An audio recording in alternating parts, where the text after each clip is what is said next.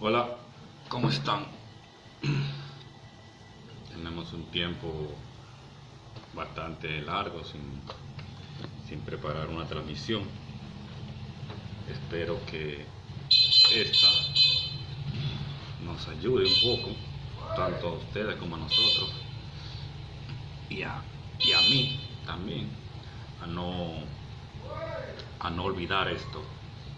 Este tema, hice la transmisión hace más de un año sobre este tema, pero sucedió algo, que el día que hice esa transmisión, que fue en respuesta a alguien con el que yo conversaba que no es católico, le quería mandar eso. Quizá Dios, al ver la intención que tenía, no permitió que la transmisión saliera, porque eso fue lo que pasó. La transmisión nunca se compartió, a pesar de que estaba ahí, y no había forma de que yo pueda compartirla. Entonces ahí me di cuenta que debí, como que quizá como estaba un poco como tan efusivo y con tanto deseo, quizá esa intención Dios no permitió que lo haga en ese momento. Y ha pasado un año desde que yo quise hacer esa transmisión. Y como les digo, no quedó archivada. Entre los videos que tengo, no quedó archivada. Así que la borré, pero aún tengo lo que escribí ese día. Y hoy, este, Dios me hace que, así como lo necesito yo, lo necesitamos muchos de nosotros, hablar de este tema, sobre el culto. ¿Qué es el culto? ¿Qué es el culto a Dios? Este, yo quiero tocar este tema mucho porque esta palabra se manosea mucho. Se tratan de que esta palabra sea, como te digo, hecha como mala, la palabra culto. Porque desafortunadamente el culto es una, como le digo, es un conjunto de acciones que hace uno para dirigirse a algo. Hay culto satánico, hay culto hasta a los futbolistas, culto a mucha gente, pero hay un culto que solamente se le puede dar a una sola persona, a Dios. Ese culto no puede ser dado como Dios a nadie. Uno puede tener diferentes tipos de cultos, pero es, como digo, es un conjunto de cosas que tú haces para acercarte a Dios. Pero el principal es un sacrificio. El culto es sacrificio. Por eso quiero empezar. Dice, voy a leer textual, tal como lo escribí para no dilatarme mucho. Algo que pocos saben y hacen, y otros que dicen hacen, pero no lo hacen, refiriéndome al culto. Algo que pocos saben y hacen, y otros que dicen hacen, pero no lo hacen. Mismo que no lo hacen por no poder. Hay gente que dice que hace culto, pero sin embargo no pueden. Y otros que teniendo, lo hacen mal o peor, no quieren hacerlo. Rescato de esto 4 cosas para entrar en el tema. 4 o 5 palabras. La primera es un Cristo vivo. Cena del Señor. Última cena, Eucaristía. Tomen estas palabras como referencia para que podamos entender el tema. Vamos a comenzar con un texto conocido por todos nosotros, pero que también nos habla de esto, sobre el culto a Dios, cómo es que Dios lo fue estableciendo. Habían cultos paganos, cultos de diferentes tipos, pero este culto, hasta el culto de los judíos, pero este es otro culto que Dios quiso establecer para que se le diera a él. Dice Juan 6, desde el 48 al 59 voy a leer. Dice, yo soy el pan de vida. Tomen nota, primera vez que dice Jesús, soy el pan de vida. 1. Vayan contando cuando yo diga pan de vida. Vuestros padres comieron el maná en el desierto y murieron. Este es el pan que desciende del cielo para que el que come no muera. O sea, Cristo. Ya van 2. 2 veces Cristo dice que Él es el pan de vida. Yo soy el pan que vivo que desciende del cielo. Si alguno comiere de este pan, vivirá para siempre.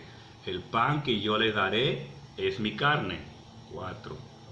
Lo cual yo daré por la vida del mundo. Eso es un sacrificio. Entonces los judíos contendían entre sí diciendo, ¿cómo puede éste darnos a comer su carne? Jesús les dijo, de cierto les digo, o sea, en verdad soy yo quien lo está diciendo. Os digo, si no coméis la carne del Hijo del Hombre y bebéis su sangre, 5, no tenéis vida en vosotros. El que come mi carne y bebe mi sangre tiene vida eterna. 6. Ya 6 veces que él dice que él es el pan de vida. Yo le resucitaré en el día postrero, porque mi carne es verdadera comida y mi sangre es verdadera bebida. Ya van 7 veces. Eso está claro de que un símbolo no es. Está claro que Él es. Dios no es un símbolo. Jesús no era un símbolo, era real. Es real. El que come mi carne y bebe mi sangre, en mí permanece y yo en él. Ya van 8 veces que lo dice. Como me envió el Padre viviente, yo vivo por el Padre. Asimismo, el que me come, él también vivirá por mí. Ya van 9. Este es el pan que descendió del cielo. 10. No como vuestros padres que comieron el maná y murieron. El que come este pan vivirá eternamente. 11 veces. Estas cosas dijo en la sinagoga enseñando en Capernaum. Vamos a continuar leyendo. Creo que con una explicación tan clara de nuestro Señor Jesucristo, fue el mismo Jesús que lo dijo, están claros varios puntos. 1. Jesús es el pan de vida. 2. Se entrega en sacrificio. 3. Pero Él vive como el Padre vive, nosotros vivimos en Él como Él vive en el Padre. Eso es algo hermoso, lindo, es sacrificio. Pero ¿por qué estamos tan lejanos de esta belleza? Es la pregunta. ¿Por qué estamos tan poco conscientes de esto? Aún sabiéndolo, los que lo sabemos y los que dicen saber mucho, no se dan cuenta de esto. ¿Por qué permitimos que se nos arrastre fuera del redil con mentiras? Fuera del rebaño, diciéndonos, por ejemplo, que esto es un símbolo, que ese sacrificio que hizo Cristo fue un símbolo. O fuera de la barca a lo que subió Jesús, la barca de Pedro, cuando hicieron la pesca milagrosa. ¿Por qué nos conformamos con tan poco que nos ofrece el mundo y estamos felices y preferimos eso a prepararnos para recibir el pan de vida? Porque sabemos que hay una forma de recibir el pan de vida, es comportándonos correctamente, porque ya sabemos lo que a Dios no le gusta. Y si dejamos de hacer eso y confesamos eso, podemos comer el cuerpo de Cristo limpiamente. Hay que tener mucho cuidado de estar comulgando sin haberse confesado. Hay que tener mucho cuidado. Hemos ido a la misa muchas veces solo por cumplir, porque queríamos a esa persona que murió o por su salud. Todo muy loable, todo muy justo, todo muy correcto. Pero olvidamos que es Cristo Jesús que está ahí. Caímos en cuenta lo que significa el que bajó a entregar su vida por nosotros sin merecerlo.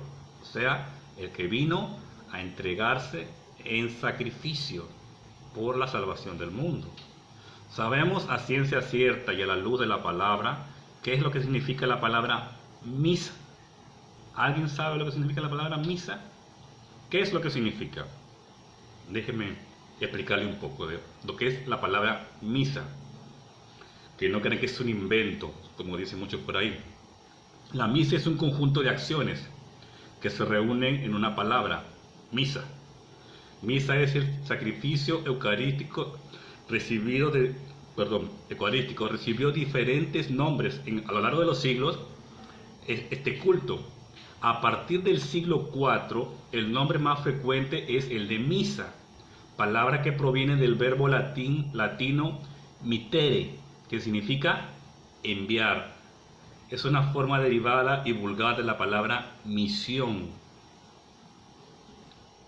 Según enseña el Catecismo de la Iglesia Católica en el número 1332, se le denomina al sacrificio eucarístico con la palabra misa, porque la liturgia en la que se realizó el ministerio de la salvación se termina con un envío de los fieles, el verbo misio, no de tal misio de dinero, no, es una palabra latín, misio.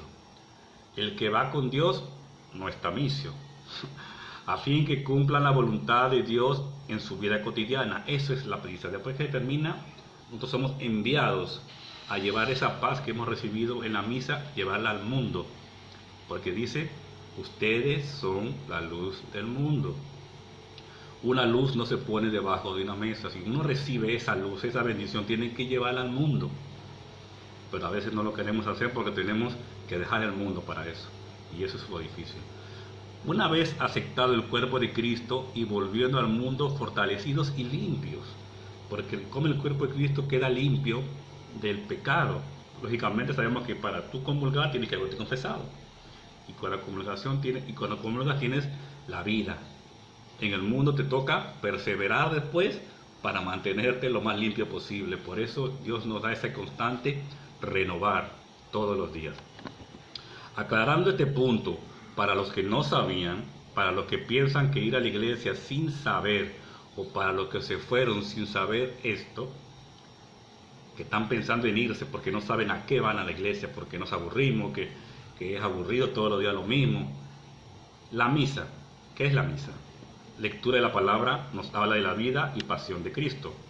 Consagración del pan. En ese momento nos tenemos que arrodillar, porque no estamos ante un pedazo de pan. Estamos ante el cuerpo de Cristo que va a ser sacrificado.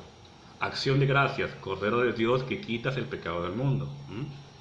El sacerdote se pone de pie en este sacramento y dice, cuando se le pone de pie después que ha consagrado el pan, anunciamos tu muerte, proclamamos tu resurrección. Ven Señor Jesús. Cuando el sacerdote dice, este es el sacramento de nuestra fe. Anunciamos tu muerte, proclamamos tu resurrección. Ven Señor Jesús. El cuerpo de Cristo, estamos hablando con Cristo. No es simplemente repetir por repetir. La Eucaristía o común unión con Cristo. Quien come este pan no morirá. Resurrección. Esa es la resurrección de Cristo. Eso es lo que vemos en 1 Corintios 11. En el versículo 26 dice, y así siempre que coman de este pan y beban esta copa, proclamarán la muerte del Señor hasta que Él vuelva. Cosa que hacemos los católicos todos los días en la misa. Anunciamos tu muerte, proclamamos tu resurrección. Ven, Señor Jesús. Hemos escuchado hablar mucho de personas ajenas a estas cosas, ajenas tanto fuera de la iglesia como ajenas dentro de la misma iglesia, que no se dan cuenta de esto. Algo que es verdaderamente lamentable. Después que uno entiende esto, el corazón se te pone así, porque tú ves a los tuyos, a tus seres queridos, que no es que uno se siente superior, pero ve que ellos no estamos entendiendo lo que significa eso, lo importante que es esto, que tenemos que unirnos a Cristo, tenemos que comulgar, pero para llegar ahí hay cosas que tenemos que hacer. Como dijo en Génesis cuando dice, te ganarás el pan con el sudor de tu frente. No se refiere al pan de la panadería. También puede ser porque uno tiene que trabajar para comer, pero es el pan con el sudor. O sea, tienes que hacer muchos sacrificios para llegar al cuerpo de Cristo, que es el pan de vida. Te ganarás el pan con el sudor de tu frente. Para hablar de este tema, muchos católicos y excatólicos y quien no creen nada por elección porque prefieren el mundo, se dan cuenta que Dios ama de tal manera que no quiere que nadie se pierda en el camino y su reino y puedan entrar todos al banquete, ese banquete que nos está esperando. Déjenme leerles Apocalipsis 5. Le estaba diciendo que estoy leyendo ahora mismo la Reina Valera, no estoy leyendo la Biblia Católica, para que vean de que Se puede aprender, no importa la Biblia que tú tengas, pero recuerden que la Reina Valera está incompleta y usa muchos sinónimos difíciles de entender y mueve mucho las frases para que uno se confunda y poder sustentar sus doctrinas. Apocalipsis 5, del 5 al 6 dice: y uno de los ancianos me dijo, no llores, he aquí que el león de la tribu de Judá, la raíz de David, ha vencido, para abrir el libro y desatar sus 7 sellos. Y miré y vi que en medio del trono y de los 4 seres vivientes y en medio de los ancianos estaba en pie un cordero como inmolado, o sea, como sacrificado, o sea, estaba sangrante pero estaba vivo, estaba con el cuello cortado pero estaba vivo. ¿Dónde tú has visto que alguien le corten el cuello y esté vivo? Ese es el Cordero de Dios que quita el pecado del mundo, que tenía 7 cuernos y 7 ojos, los cuales son los 7 espíritus de Dios enviados por toda la tierra. ¿Por qué cito Apocalipsis 5 del 5 al 6? Porque hay un muerto vivo. El Cordero de Dios que quita el pecado del mundo, dijo Juan, ¿verdad? Juan el Bautista. Muchos dirán, si Cristo está vivo, eso lo sabemos. Esos son los que están al frente diciendo que ellos creen en un Cristo vivo y bla bla bla y bla bla bla y bla bla y más nada. Pero otros dicen que en la misa nosotros matamos a Jesús todos los días, y ese es otro de los cientos de mentiras que a diario se inventan los enemigos de la iglesia, que no reconocen lo que dijo Cristo en Mateo 16, 18, cuando dice, tú eres Pedro y sobre esta piedra edificaré mi iglesia. Ellos pueden decir roca, pueden decir peñasco, pero él dice, edificaré mi iglesia, o sea, una iglesia. Y escuché a otros decir que cuando el sacerdote consagra está llamando demonios y que eso entra en las hostias y eso es lo que nos da el mal. Me imagino que lo han oído. Y basados en esas mentiras dicen que ellos van al verdadero culto de Dios. Que ellos dicen, me voy al culto. Después que te destruyen el verdadero culto, dicen que ellos van al culto. Y es ahí donde entra el motivo que preparé este tema, el culto. ¿Qué es el culto? Y ahí surge la interrogante, como digo, y motivo de la transmisión. Ellos dicen que es adorar a Dios, cantar, leer la palabra de Dios, y eso suena muy lindo, pero ¿ese es el verdadero culto? ¿Así es como Dios dijo que se le tenía que rendir culto? Continuemos aquí, vamos a ver. Vamos a tomar otra vez la Reina Valera para saber qué cosa es culto. Romanos 9 dice lo siguiente: verdad digo en Cristo. Aquí está hablando San Pablo, ese es su superhéroe de los protestantes, San Pablo. Ellos dicen que San Pablo es lo máximo. San Pablo es un gran apóstol y lo que nos ha enseñado, nos ha transmitido ha sido la palabra de Dios excelente, pero ellos quieren aislar a San Pablo del resto de los apóstoles. Esa es su intención. Sin embargo, San Pablo solamente habla de la iglesia, y aquí lo vamos a demostrar. Verdad digo en Cristo, no miento, dice, y mi conciencia me da testigo en el Espíritu Santo, que tengo gran tristeza y continuo dolor en mi corazón, porque deseara yo mismo ser anatema, que en castellano quiere decir maldito, separado de Cristo por amor a mis hermanos, los que son mis parientes según la carne. A Pablo le duele la ceguera de sus hermanos israelitas, ¿pero por qué? Vamos a ver. Que son israelitas, en el 9:4, de los cuales son la adopción. Presten atención, que aquí comienza la explicación de lo que es el culto. Que de los israelitas son la adopción, que quiere decir cuando Dios dice que ustedes van a ser mi pueblo y yo seré su Dios. Los está adoptando como hijos. Por eso dice, circuncida a tu primogénito a los 8 días, que era el antiguo bautismo y la forma en que uno separaba a sus hijos para Cristo. Ok, de los cuales son la adopción, la gloria, el pacto, cuando hace pacto con Abraham para que sea su pueblo, la promulgación de la ley, cuando entregó los 10 mandamientos, y el culto. El culto. Eso pertenece a los israelitas. ¿Y cómo rendían los israelitas culto? con sacrificio de animales. Esa era la forma que ellos hacían el culto. Continuemos. Y las promesas. ¿De quién son los patriarcas? O sea, los dueños del culto a Dios. De ellos son los dueños. Y de los cuales, según la carne, vino Cristo, el cual es Dios sobre todas las cosas, bendito por los siglos. Amén. Continúo. No que la palabra de Dios haya fallado, porque no todos los que deciden Israel son israelitas. No, o sea, aquí nos dice que después de que los israelitas, no solamente ellos van a ser hijos de Dios, que nosotros nos convertimos en hijos de Dios cuando Cristo viene y nos bautiza en el Espíritu. Ya no hay ni esclavo, no hay mujer, hombre y mujer, porque Dios abre el compás para el mundo entero. Ya comienza ahí a funcionar el plan de Dios. Observemos qué dice San Pablo sobre el culto y qué significado tenía tanto en el Antiguo Testamento, cuando Jesús lo establece en el Nuevo Testamento, y luego que hicieron los apóstoles. Si hicieron lo que hacen los protestantes, si fue eso que hicieron, o se parece a lo que hace el culto católico en la misa. Prestemos atención, pues como les digo, la Reina Valera manipula el lenguaje para que no todos podamos comprender. Vi la versión de la Biblia católica y dice tal cual lo que dice la Reina Valera, pero más claro y con un contexto más amplio.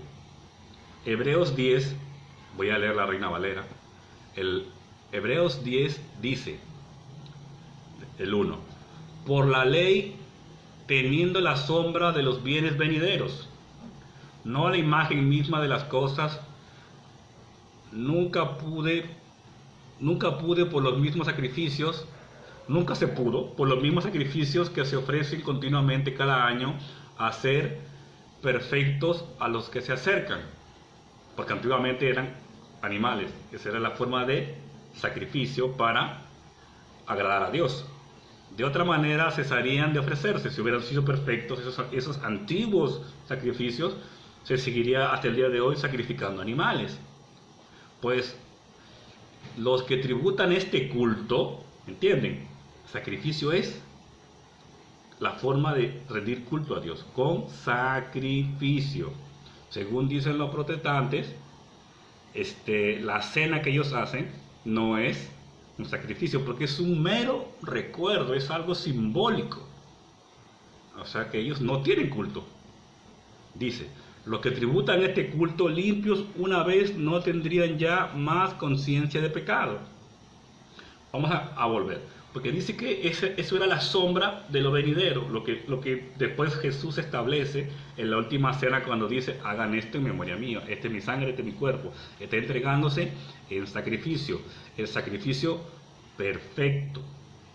Pero ya les leí esta parte que está clara, pero se lo voy a leer ahora lo mismo a partir del versículo 4, pero de la versión católica, para que se den cuenta lo sencillo que es. 4. Porque la sangre de los toros y de los machos cabríos no podían quitar los pecados, por lo cual entrando en el mundo, dice, o sea, ¿quién entró en el mundo? Jesús. Sacrificio y ofrenda no quisiste, para Dios no eran perfectos ni los toros ni los machos cabríos, mas me preparaste un cuerpo. Es Jesús hablándole a Dios. Él me preparó un cuerpo. Holocaustos y expiaciones por el pecado no te agradaron, o sea, los de los machos cabríos y de los toros. Porque antiguamente, como que tú pidas perdón a tu padre por algún error, pero no sea suficiente y que jamás lo será. Pero tus errores duelen y no se olvidan. ¿No? Entonces dije, he aquí vengo, oh Dios, para hacer tu voluntad. ¿No dice Jesús? Señor, aparta de mí esta copa, pero no se haga mi voluntad, sino la tuya. Con el rollo del libro está escrito de mí. Jesús dice que todo lo que está escrito es Él. El sacrificio que estaba, dice, la sombra de lo venidero. El venidero era que Dios le hizo un cuerpo.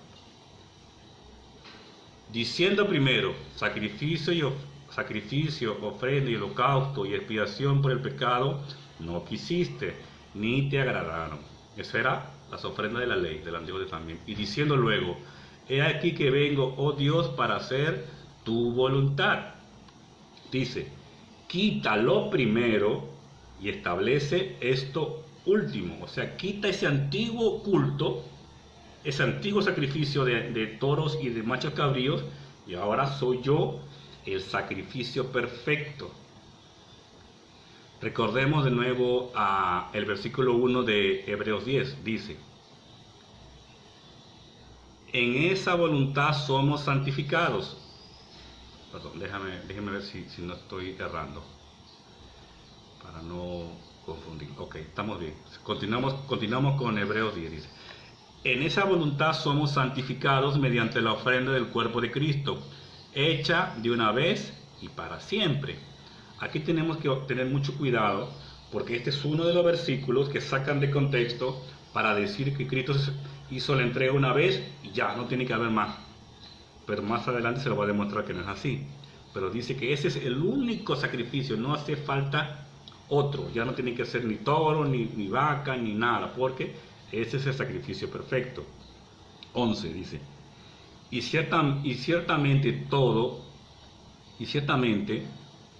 sacerdote está día tras día ministrando, o sea, administrando, repartiendo, supliendo y ofreciendo muchas veces los mismos sacrificios que nunca pueden quitar los pecados. Los del Antiguo Testamento por eso eran constantes y se llenaron, eso es una explicación que les estoy dando. Eran constantes y se llegaron a sacrificar una sola vez cerca de 1 millón de animales por el perdón de los pecados, mismos que no eran suficientes, mas una sola gota de la sangre del Hijo de Dios nos liberó del pecado y de la muerte, sacrificio perfecto. Mas una vez limpios, no seamos como la cerda que recién lavada se tira en el lodo. Ese es el concepto. Pero Cristo, continuando con la palabra de Dios que dice en el versículo 12, habiendo ofrecido una vez para siempre un solo sacrificio por los pecados, se ha sentado a la diestra de Dios. Este es otro versículo que usan para decir que no debemos ir a la misa o perder el tiempo, que bastó con una vez y ya. Si fuera así, no nos bautizaríamos, no leeríamos la Biblia, no habría que amar al prójimo, no estaríamos libres de pecado. No. Si el sacrificio de Jesús es único, es perfecto, no más animales, Dios se agrada del sacrificio de su Hijo y nos perdona de los pecados que tengamos. Pero recordemos como dice Jesús, Juan 20, del 22 al 23, mira lo que dice. Y habiendo dicho esto, sopló y les dijo, recibid el Espíritu Santo. Y a quienes remitéis, o sea, perdón, estoy leyendo la Reina Valera, a quienes remitiereis los pecados, o sea, a quienes perdonen, le quedarán remitidos, o sea, perdonados. Y a quienes se los retuviereis, o sea, a quienes no se los perdonen, se les quedarán sin perdonar. Continuamos con Hebreos 10. Continuando con el 13. Dice, de aquí en adelante, esperando hasta que sus enemigos sean puestos por estrado de sus pies. Porque con una sola ofrenda hizo perfecto para siempre los sacrificios. Ven que no es uno solo y ya. Pero con una sola ofrenda hizo perfecto para siempre los sacrificios. Hagan esto en memoria mía. Este es el pacto que haré con ellos. Este es el pacto de la nueva alianza. Desde aquellos días, dice el Señor, pondré mis leyes en sus corazones y en sus mentes las escribiré. Añade, y nunca más me acordaré de sus pecados y transgresiones. Pues donde hay remisión, o sea, donde hay perdón de estos, no hay más ofrenda por el pecado. Así que, hermanos, teniendo libertad para entrar en el lugar santísimo por la sangre de Jesucristo, por el camino nuevo y vivo que Él nos abrió a través del velo, esto es su carne. El camino es su carne. Y teniendo un gran sacerdote sobre la casa de Dios, acerquémonos con corazón sincero en plena certidumbre de la fe, purificado los corazones de mala conciencia y lavado los cuerpos con agua pura. Ahora, mira, hasta ahí, un protestante dice, mira que ya estamos lavados, y no, pues dice, manténganse firmes, y luego dice, manténganse firmes. No, pero si ya estamos lavados para siempre, ¿para qué nos tenemos que mantener? Si ya estamos lavados, pero no. Manténganse firmes sin fluctuar la profesión de nuestra esperanza, porque fiel es el que prometió. Aquí te use como siempre un manejo de palabras para que uno no comprenda. Fluctuar y mantenerlo firme, fluctuar sin fluctuar, o sea, sin desfallecer, sin claudicar, sin rendirse. La profesión de nuestra esperanza, porque fiel es el que la prometió. O sea, Jesús hizo una promesa. No es que te dijo, ya me sacrifiqué, ya estás limpio y se acabó. No, la promesa es que el camino es su carne. Y considerémonos unos a otros para estimularnos al amor y a las buenas obras. Otra de las cosas que dicen que no hay que hacer obras, pero sin embargo, está claro que sí, hay que hacer obras.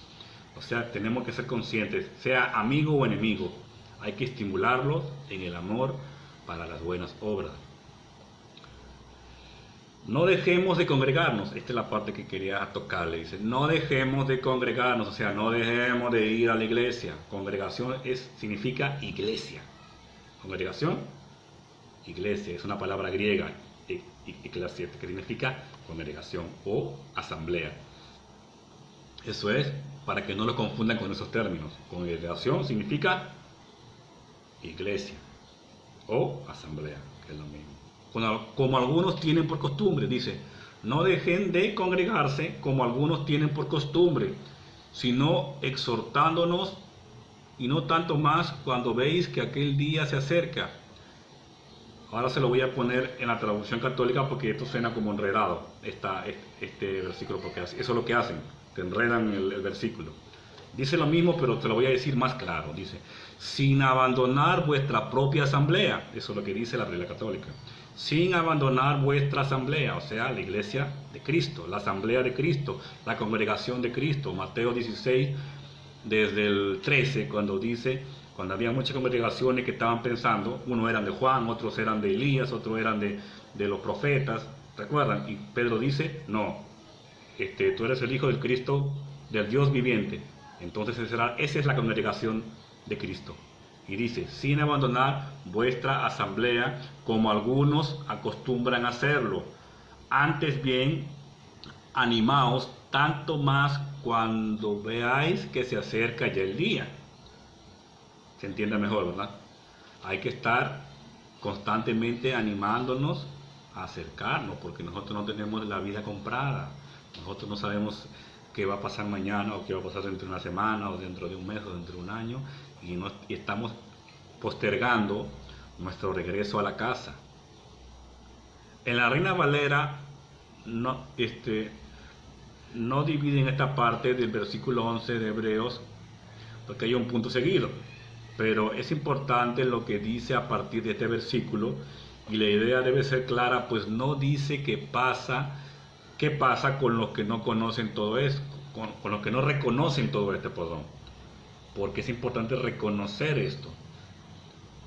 Se dirige a los incrédulos. Una vez más les pido, presten atención, amigos, hermanos, tíos, primos, mis conocidos y los que me conocen solamente por las transmisiones. Vamos a prestar atención a lo que sigue. Continuando con Hebreos 10, desde el 26, ahora estamos en el 26, dice, porque si pecaremos voluntariamente, después de haber recibido el conocimiento de la verdad, ya no queda más sacrificio por los pecados. Cristo dijo que el camino era su carne. Y sin embargo, si rechazamos esto, ya no hay otra cosa que nos pueda salvar. No hay más. Ya no existe. Entonces no va a haber alguien que diga, no, yo te voy a salvar, que yo te curo, que aquí está la salvación. La carne de Cristo. Está claro. No hay forma de uno negarlo eso. Sino una horrenda expectación de juicio y de hervor de fuego que ha de devorar a los adversarios. Esa es la... Ahora voy a leer este mismo versículo en la versión católica. Dice, sino la terrible espera del juicio y la furia del fuego pronto a devorar a los rebeldes. ¿Está claro? Repito el 26 y el 27. Porque si pecáramos voluntariamente después de haber recibido el conocimiento de la verdad, ya no queda más sacrificio por los pecados. No esperen otro llamado más que este, sino la terrible espera del juicio y la furia del fuego pronto devorará a los rebeldes. Continuamos con el 28. Vamos a leer aquí. El que viola la ley de Moisés por el testimonio de 2 o 3 testigos muere sin remedio. ¿Cuánto mayor castigo pensáis que merece el que pisoteara al Hijo de Dios y tuviera por inmunda la sangre del pacto en el cual fue santificado e hiciera ofensa al Espíritu de gracia? Pues conocemos al que dijo, mía es la venganza, yo daré el pago, dice el Señor, y otra vez el Señor juzgará a su pueblo. Horrenda cosa es caer en manos del Dios vivo. Pero traed a la memoria los días pasados, en los cuales después de haber sido iluminados, sostuviereis grandes batallas de padecimiento. Vamos a organizar este testimonio, este texto otra vez para que se entienda a la versión católica. Traed a la memoria los días pasados en que después de ser iluminados hubierais de soportar un duro y doloroso combate. ¿Se entendió mejor? Después que nosotros entendamos esto, la batalla va a ser contra el enemigo que nos va a querer arrastrar de nuevo a nuestra vida pasada. Y eso va a ser muy difícil. Se los digo por experiencia. Versículo 33 dice, por una parte, ciertamente con vituperios y tribulaciones fuisteis hechos espectáculo, y por otra llegasteis a ser compañeros de los que estaban en una situación semejante. En la prueba va a haber muchos que vamos a estar en ese camino difícil, pero tenemos que aferrarnos a la barca, a lo seguro. Por más tormenta y trueno que salgan, tenemos que estar juntos con esos que están pasando lo mismo que nosotros y perseverar. En vez de atacarlos, insultarlos, tratar, porque a veces creemos que los humillamos al que está luchando por salvarse así y a los demás, pero no nos insultan. Al contrario, nosotros oramos por esas personas y rogamos que nos acompañen también para que nuestro camino y el de él sea un poquito más llevadero, porque estamos en un mundo que lo domina, un mundo de ateos, ya están viendo lo que hay ahí, de ateos, de idólatras, de todo tipo. Tenemos que batallar contra eso, contra nuestros propios errores en la iglesia dentro y contra los ataques. Eso es una gran tribulación. Porque de los presos también os compadecisteis, y el despojo de vuestros bienes sufristeis con gozo, sabiendo que teníais en vosotros una mejor y perdurable herencia en los cielos. A veces nosotros tenemos nuestro sacrificio y el enemigo, para hacerte caer, te puede quitar hasta lo tuyo, quizás hasta la vida de tus seres queridos, para que tú reniegues de Dios, para que tú reniegues contra el ser humano, tu corazón se envenene. Ahí es lo difícil. Por eso a nadie le gusta la palabra de Dios, se rehuye, les carcome el oído muchas veces. Pero tenemos que entender que si no la tomamos, no hay otro sacrificio. No perdáis pues vuestra confianza, que tiene grande galardón.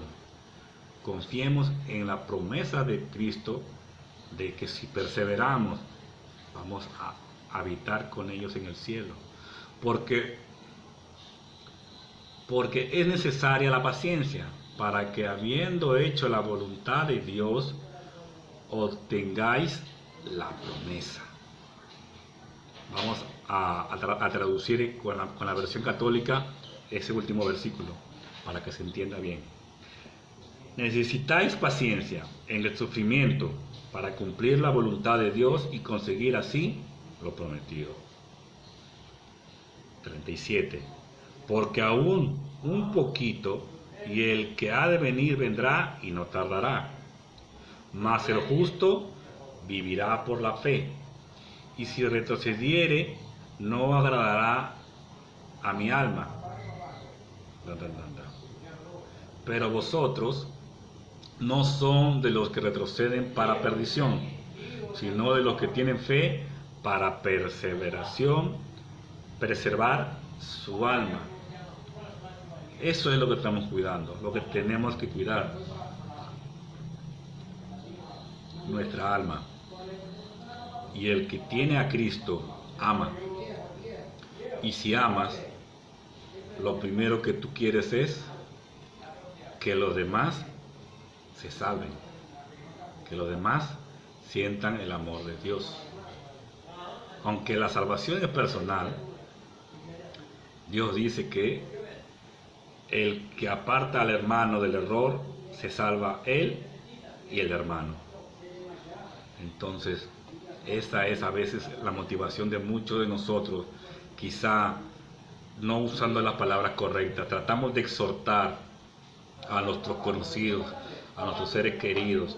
Yo he agregado personas hasta que ni conozco, nunca en mi vida las he visto, pero sin embargo las he agregado por si escucharon que sea 5 palabras de lo que dice Dios y dónde está su iglesia, porque tengo la esperanza de que eso les sirva, porque el que es padre o madre de familia está manejando un barco, y donde él vaya va a llevar a su familia a la perdición o a la salvación.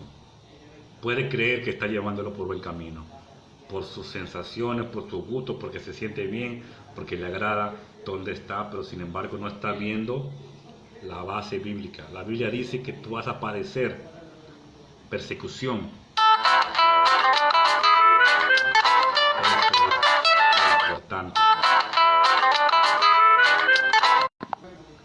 Entonces, tenemos que reflexionar sobre eso. ¿Recuerdan cuál era el tema?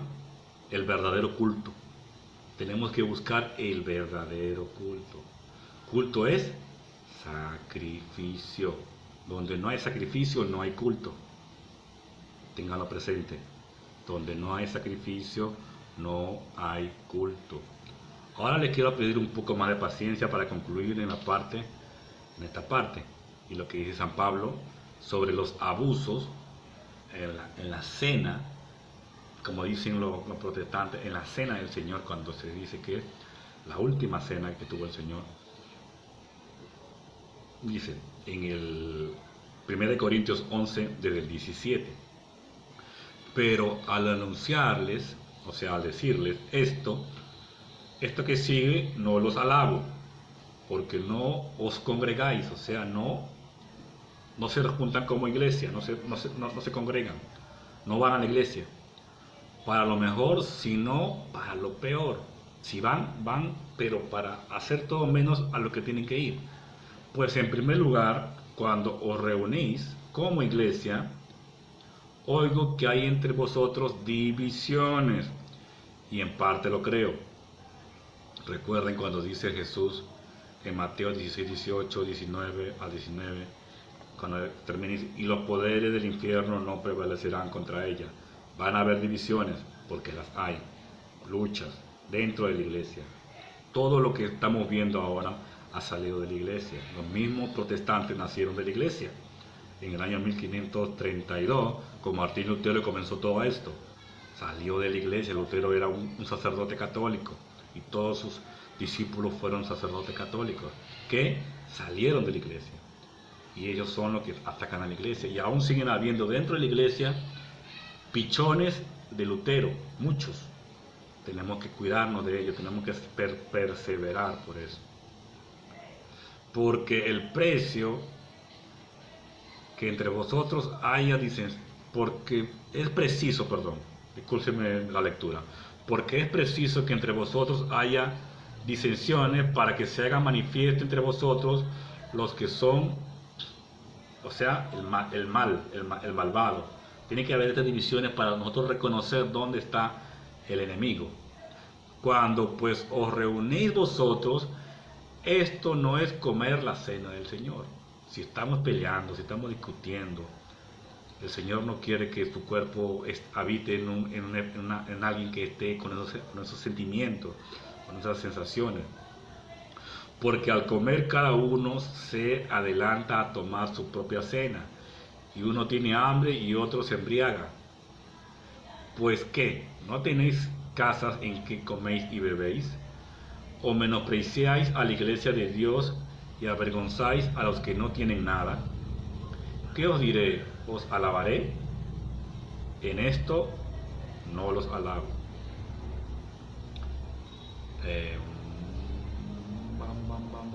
Esto no los... Perdónenme. Ahora estamos en...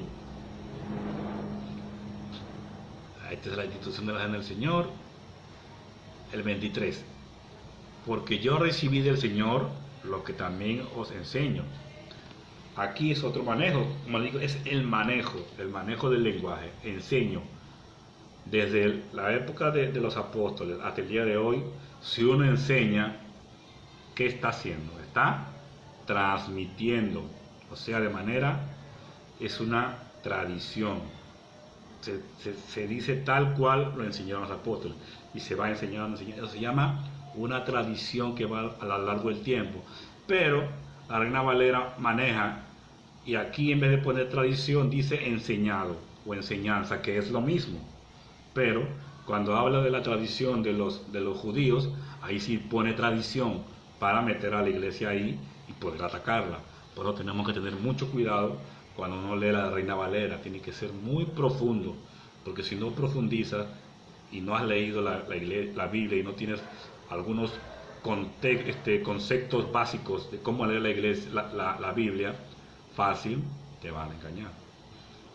Y habiendo dado gracias, dice San Pablo, porque yo recibí del Señor lo que también os he enseñado, que el Señor Jesús, la noche que fue entregado, tomó pan, y habiendo dado gracias, o sea, acción de gracias, lo partió y dijo, tomad, comed, esto es mi cuerpo. Juan 6, del 25 al 71. Pueden tomarlo y leer, lo acabo de leer hace un rato, pueden volverlo a leer.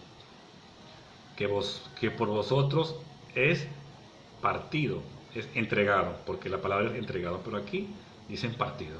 Son muy hábiles, como les digo, son muy hábiles para confundir. Haced esto en memoria mía. Ahora lo voy a poner, esto mismo en la traducción católica. Y después de dar gracias, lo partió y dijo, este es mi cuerpo que se da por vosotros.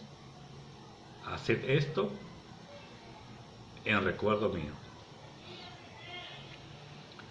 Recuerdan Hebreos 10, para que entiendan esto.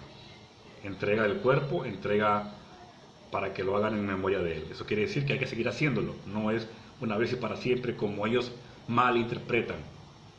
Dice el 4, porque la sangre de los toros y de machos cabríos no pueden quitar los pecados. Por lo cual, entrando en el mundo, dice, sacrificio y ofrenda no quisiste, mas me preparaste un cuerpo.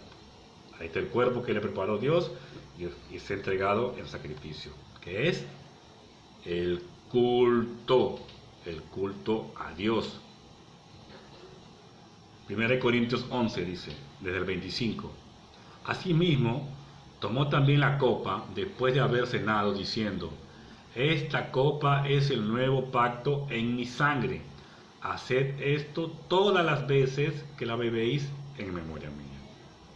Así pues, todas las veces que comierais este pan y bebieras esta copa, la nueva alianza, o sea, esta copa es la nueva alianza, la muerte del Señor anuncian hasta su venida, hasta que vuelva. ¿Recuerdan? Sacerdote, este es el sacramento de nuestra fe. El pueblo, anunciamos tu muerte, proclamamos tu resurrección. Ven, Señor Jesús. Permítame Vamos a leer ahora la cena del Señor tomada indignamente. Vamos a leer aquí. Bueno, déjenme cortar esta parte para no aburrirnos. Vamos a ir a esta última parte que lo completé hoy, después que estaba leyendo. Como les digo, esto lo escribí la preparé hace más de un año, y por motivos que solo Dios sabe, la transmisión no se llegó a publicar. Pero déjenme contarles. El tema, culto, ir al culto. Según los protestantes, ir al culto es cantar, alabar, orar, leer las escrituras y sentir bonito. Y ya, eso es culto. Pero ya estamos demostrando que el culto no es eso. El culto es donde hay un sacrificio. Sacrificio. Y los protestantes eso no pasa ni por su mente. Juan 5 del 38 al 40. Díselo así, pero vamos a ver aquí. Pero si nos encontramos en Juan 5, que es antes del 6, hay una prefigura de lo que dice el 6, cuando Jesús multiplica los panes y los peces, ¿recuerdan? Ahí hay una prefigura de lo que iba a hacer después, porque luego dice, cruzaron el río, que significa pasar al plano espiritual, cuando iba a dar la enseñanza. Pero en Juan 5 del 38 al 40 dice lo siguiente, presten atención: ni tenéis su palabra morando en vosotros. Eso va para esos que no están creyendo, y sobre todo para esos protestantes que dicen que siguen la palabra de Dios. Ni tenéis su palabra morando en vosotros, porque a quien Él envió, vosotros no le creen. Los protestantes no creen. Todo lo que les hemos leído ahora, explicado y bien contextualizado, ellos no lo creen.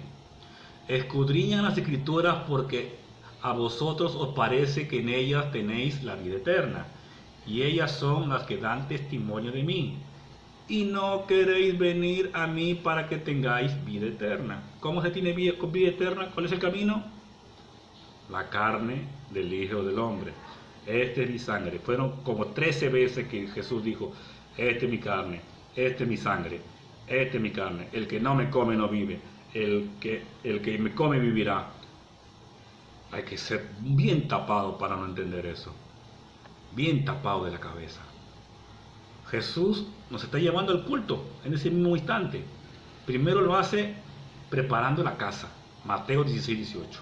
Tú eres Pedro, y sobre esta piedra edificaré mi iglesia. Si quieren hablar de que piedrita, que no sé cuánto, ya. Pero dice, edificaré mi iglesia, una iglesia. Y nos confirma su culto. Y es más, nos lleva a él en Lucas 24, del 13 al 35, en el camino de Maús. Con esto termino. Mil disculpas, que me extendí. Vamos a leer el camino de Maús. Muchos lo leen. Es más, hay muchos ministerios que toman este nombre y se llama Ministerio Emaús. Porque lo que dice en estos pasajes de la Escritura es algo que tenemos que entender. Ya los he leído antes, pero lo vamos a leer de nuevo, y creo que presten atención cómo Cristo mismo nos lleva al culto, donde está el sacrificio. Lucas 24, del 13 en adelante. Y aquí, dos de ellos iban el mismo día a una aldea llamada Emaús, que estaba a 70 estadios de Jerusalén, e iba hablando entre sí y de todas las cosas que habían acontecido. Sucedió que mientras hablaban y discutían entre sí, Jesús mismo se acercó y caminaba con ellos. A veces uno está hablando de Jesús, habla y habla y habla, pero no está convencido, porque ellos estaban confundidos. Pero Jesús aún así camina con nosotros. Mas los ojos de ellos estaban velados, para que no lo conociesen. A veces nosotros estamos así. Y les dijo, ¿qué pláticas son estas? ¿Qué tenéis entre vosotros mientras camináis? ¿Y por qué estáis tristes? Respondiendo uno de ellos, que se llamaba Cleofás, le dijo, ¿eres tú el único forastero en Jerusalén que no ha sabido las cosas que en ella han acontecido en estos días? Entonces él les dijo, ¿qué cosas? Y ellos le dijeron: de Jesús de Nazaret, que fue varón profeta, poderoso en obra y en palabra delante de Dios y de todo el pueblo. Y cómo le entregaron los principales sacerdotes y nuestros gobernantes a sentencia de muerte, y le crucificaron. Pero nosotros estábamos con él, esperábamos que él era el que había de remidir, o sea, de perdonar, de salvar a Israel. Y ahora, además de todo esto, hoy es ya el tercer día que esto ha acontecido, aunque también nos ha asombrado unas mujeres de entre nosotros, las que antes del día fueron al sepulcro, y como no hallaron su cuerpo, vinieron diciendo que también habían visto ángeles, quienes dijeron que él vive. Y fueron algunos de los nuestros al sepulcro y hallaron así como las mujeres habían dicho, pero a él no lo vieron. Entonces él les dijo: oh insensatos y tardos de corazón, para creer todo lo que los profetas les han dicho. A pesar de que escucharon la palabra de Dios, ya lo estaban dudando. Al principio creyeron, pero después empezaron a dudar. ¿No era necesario que Cristo padeciera estas cosas y que entrara en su gloria? Y comenzando desde Moisés y siguiendo por los profetas, les declaraba en todas las escrituras lo que él decía, de lo que él se decía. Llegaron a la aldea donde iban, y él hizo como que iba más lejos. Mas ellos le obligaron a quedarse diciendo: quédate con nosotros. Eso es lo que nosotros tenemos que... Ahí comienza la enseñanza. Lo que tenemos que decir nosotros que creemos en Cristo: quédate con nosotros. Porque se hace tarde. ¿Se hace tarde para qué? El día ya ha declinado. Entró y pues a quedarse con ellos. Porque llega el día del juicio y quieren que se quede. Porque el día declina. Tenemos que decir: quédate con nosotros. Y aconteció que estando sentado con ellos en la mesa, tomó el pan y lo bendijo. Lo partió y les dio. Entonces les fueron abiertos los ojos y le reconocieron, mas él se desapareció de su vista. Y en el preciso instante en que Jesús hace esto, cuando ellos toman el pan, automáticamente Cristo desaparece. ¿Y qué les queda en la mano? ¿Qué le queda en la mano? Ok. Entonces, y se decían el uno al otro: ¿no ardía nuestro corazón mientras nos hablaba en el camino y cuando nos abría las escrituras? Y levantándose en esa misma hora, volvieron a Jerusalén y hallaron a los 11 reunidos y a los que estaban con ellos, que decían: ha resucitado el Señor verdaderamente y ha aparecido a Simón. Entonces ellos contaban las cosas que les había acontecido en el camino y cómo le habían reconocido al partir el pan. Culto.